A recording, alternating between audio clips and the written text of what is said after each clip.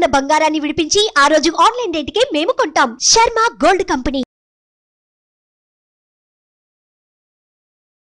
ఓం శుక్లాంబరధరం విష్ణుం శశివర్ణం చతుర్భుజం ప్రసన్నవదనం ఛాయే సర్వవిఘ్నోపశాంతయే. ఓం శ్రీ మాత్రే నమః. ఓం గంగణపతే నమః. వారాహి నవరాత్రులు.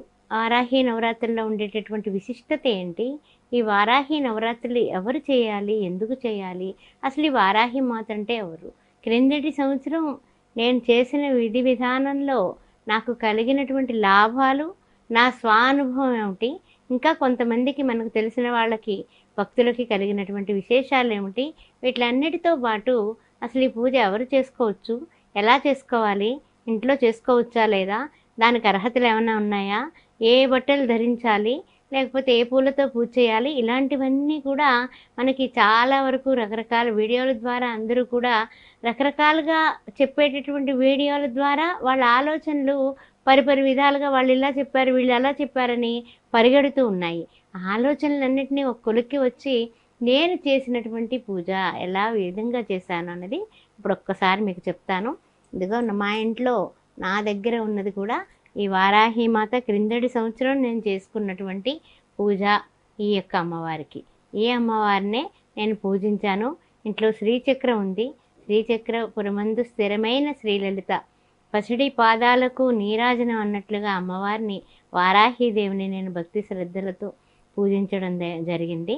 ఈ అమ్మవారి ఫోటో, ఇంత చిన్న ఫోటో అయినా సరే తెచ్చుకోండి, పూజించండి. తర్వాత అసలు ఈ వారాహీదేవి ఎవరు అంటే కాశీ క్షేత్రానికి పరిపాలకురాలు వారాహీదేవి. వారాహి మాతని కాశీ క్షేత్రంలో మనం దర్శించాలంటే ఆ యొక్క పైన ఉన్నటువంటి 2 రంధ్రాల ద్వారా మీ ముఖాన్ని, ఆమె పాదాలని కూడా 2 సార్లు దర్శించాలి. అంతేగాని ఒకేసారి అమ్మవారి రూపం అంతా దర్శించడానికి లేదు. అదేవిధంగా తెల్లవారుజామున వెళ్ళి మనం దర్శించి తెల్లవారుతుల్లోకి దర్శన భాగ్యం అయిపోతుందట. 8 గంటలకి మొత్తం ఏ విధంగా దర్శనాలు ఉండవు అని చెప్తున్నారు.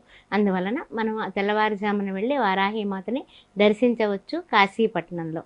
సరే, ఈ వారాహి నవరాత్రులని ఇప్పుడు ఈ మధ్య కాలంలోనే ఎక్కువైందండి. ఈ లెక్కలో వారాహి అని పేరు పెట్టుకుంటే విజయమేనట. ఎందుకు ఈ యొక్క అమ్మవారికి వారాహి అంటే ఎవరు? సప్త మాతృకల్లో ఒక మూర్తి వారాహి. అంటే పంచమి, పంచభూతేషు పంచ సంఖ్యోపచారిణి అనే అమ్మవారిని లలితా సహస్రనామంలో పూజించినటువంటి ఆ పంచమి తల్లి ఈవిడే. అదేవిధంగా మనకి జూలై 6 నుంచి 15 వరకు కూడా ఈ వారాహి నవరాత్రులు జరుగుతున్నాయి. అందువలన ఈవేళ రోజున మనం పూజ మొదలు పెట్టుకునేటప్పుడు అయ్యో పొద్దున్నే మొదలు పెట్టుకోవాలన్న బాధ ఏం లేదు. సాయంకాలం పూట చక్కగా రాత్రి 9 గంటల వేళ నుంచి మీ ఇష్టం, ఎప్పుడైనా సరే 9 నుంచి 11, 12 వరకు కూడా మీరు చేసుకోవచ్చు. అందువల్ల మార్నింగే చేసేయాలి తెల్లవారకుండా అంటే తెల్లవారుజామున బ్రహ్మముహూర్త సమయంలో చేసుకోవడం ఒకటి, లేదా సాయంకాల సమయంలో చక్కగా స్నానం చేసుకొని ఆనందంగా దేవుడి దగ్గర అలంకరించుకొని ఆ అలంకరణలో గులాబీ పూలు లాంటివి సుగంధభరితమైన ఎర్రటి పూలు మందారాలతో అమ్మవారిని పూజించాలి. ఆ తర్వాత ఎర్రటి వస్త్రాలు అమ్మవారికి సమర్పించాలి. ఒక ఎర్రటి చీర తీసుకొని ఆ చీరని చక్కగా అమ్మవారికి పెట్టి అమ్మవారికి నమస్కారం చేసుకుని 9 రోజుల తర్వాత ఒక ముత్తైదువుకి ఇవ్వడం అనేది ఒక సువాసిని పూజలాగా అమ్మవారిలాగా ఆవిడని పూజించి ఇవ్వండి. వారెవరు అంటే కనుక సౌభాగ్యవతిగా ఉన్నటువంటి శ్రీమూర్తికి ఇవ్వవచ్చు. అదేవిధంగా పేదరాలైనటువంటి శ్రీమూర్తికి కూడా ఇవ్వవచ్చు. ఆ విషయాన్ని గుర్తుపెట్టుకోండి. దీన్ని ఆరాధన చేస్తే ఏం జరుగుతుంది అంటే కామ, క్రోధ, మద, మోహ, లోభ, మాత్సర్యాలన్నీ కూడా నిర్మూలనం జరిగి అహంకారం, నేను, నాది అనే అహంకారం నిర్మూలన జరుగుతుంది. సరే, అమ్మవారికి మరి గాయత్రి ఉందా, గాయత్రి మంత్రం ఉందా అంటే కనుక ఓం శ్యామలాయ విద్మహే ఫలహస్తాయ ధీమహి తన్నో వారాహి ప్రచోదయాత్ అని రాజశ్యామలని తలుస్తూ ఈ వారాహీదేవితో గాయత్రిని ముగించారు. ఆ విధంగా ఈ గాయత్రి మంత్రాన్ని మనం చేసుకోవచ్చు. ఓం శ్యామలాయ విద్మహే ఫలహస్తాయ ధీమహి తన్నో వారాహి ప్రచోదయాత్ ఈ యొక్క గాయత్రి మంత్రాన్ని మనం చేసుకోవచ్చు. లేదండి అవన్నీ కష్టం అండి, మరి నాకు కోరిన కోరికలన్నీ తీరాలి అంటే ఒక్క కోరిక సంకల్ప మాత్రం చేత కోరండి. క్రిందటి సంవత్సరం నేను ఒకే ఒక కోరిక కోరాను. ఏమిటి అంటే, అమ్మ నాకు ఒక గృహాన్ని ప్రారంభించి పూర్తి చేసే అవకాశం ఇవ్వవమ్మా అని కోరాను.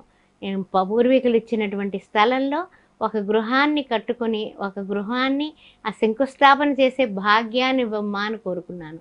ఈ సంవత్సరం స్లాబ్ వేయడం కూడా అయిపోయింది. మళ్ళీ వారాహి నవరాత్రులు వస్తుల్లోకి అంతటి అద్భుతం జరిగింది.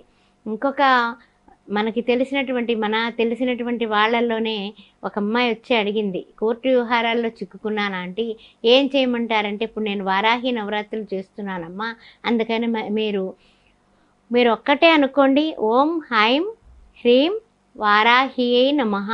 అంత సూక్ష్మమే, ఎక్కువ కష్టపడద్దు.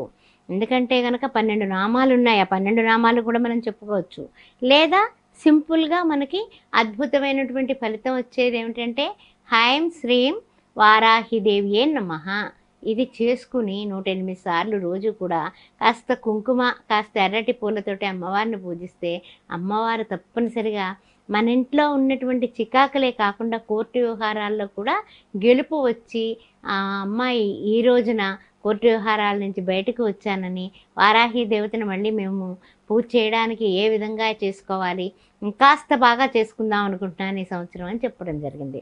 యా దేవి సర్వభూతేషు శక్తి రూపేణ సంస్థిత నమస్తత్వే నమస్తత్వే నమస్తత్వే నమో నమః.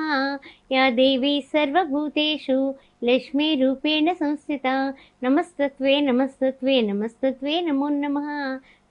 ధనమూలం ఇదం జగత్తు.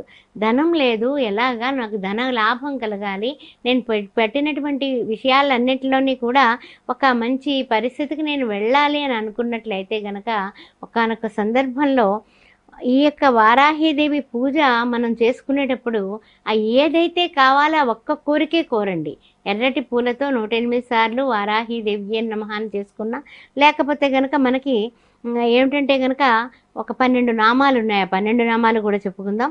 ఓం పంచమే నమః, ఓం పంచమ్యే నమః, ఓం దండనాదాయే నమః, ఓం సంకేత పాలిన్యే నమః, ఓం సమయ సంకేతాయ నమః. అంటే సమయాన్ని కూడా ఆవిడే మనకి సూచిస్తుంది సుమా.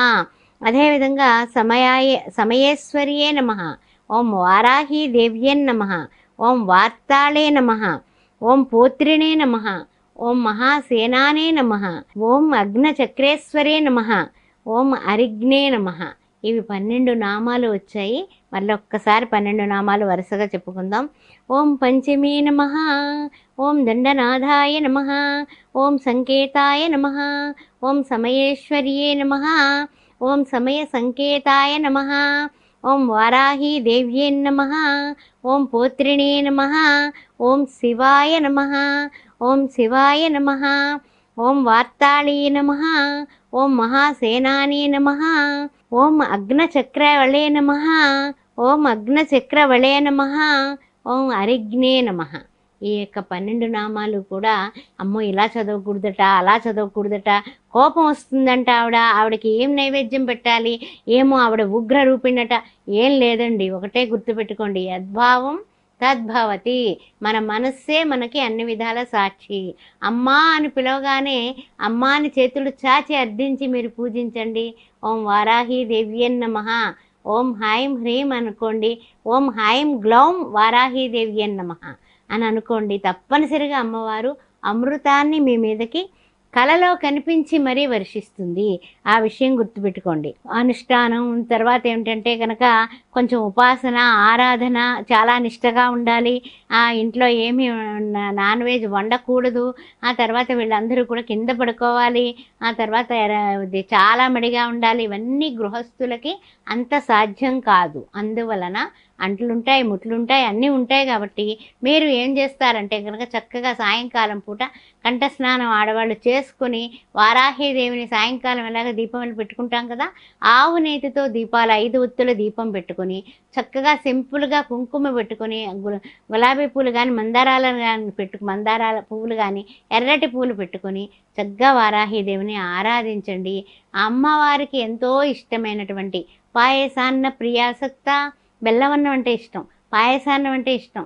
అమ్మవారికి ఇష్టమైనటువంటి ఈ యొక్క గారెలు ఇష్టం అండి. బాగా గుర్తుపెట్టుకోండి, అమ్మవారికి చక్కగా అల్లం వేసినటువంటి గారెలు అంటే ఇష్టం.